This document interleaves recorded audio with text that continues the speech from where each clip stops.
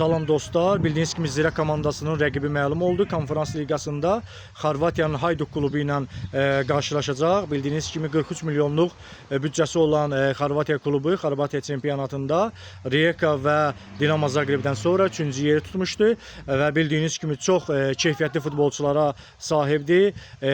Bir futbolçunun adını xüsusilə qeyd etməyə dəyər. Barcelona'dan tanıdığımız Rakitic məhz Hayduk komandasının heyətində top qovur.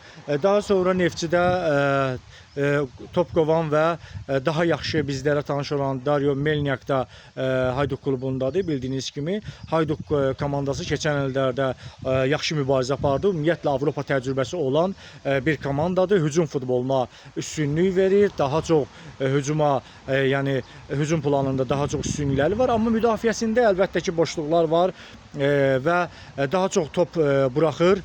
Bildiğiniz kimi Xorvatiya çempionatında da nə qədər top vurursa o sayda da demək olar ki elə o sayda da top buraxır. Məhz bunları nəzərə alaraq demək istəyirəm ki, yəni Zirənin işi çətin olacaq. Bildiğiniz kimi müdafiəsində də Zirənin problemlər var. Bu problemlər həll olunmasa Hayduk komandası yəni böyük bir problemlər yaşadacaq Zirə komandasına. Ona görə də müdafiədəki problemlər mütləq surətdə həll olunmalıdır və Zirə komandası əks hücumlara bel bağlasa əlbəttə ki müdafiəsində boşluqlar tapa bilər Hayduk'un.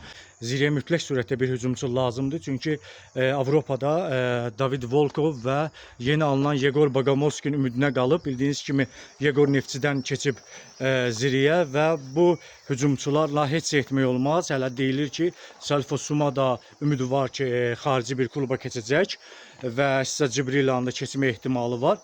Belə götürəndə, yəni mütləq surətdə əgər Zirə Avrokuboklarda uğur qazanmaq istəyirsə, mütləq surətdə hücumçu alınmalıdır və hücum mövqeyini gücləndirməlidir.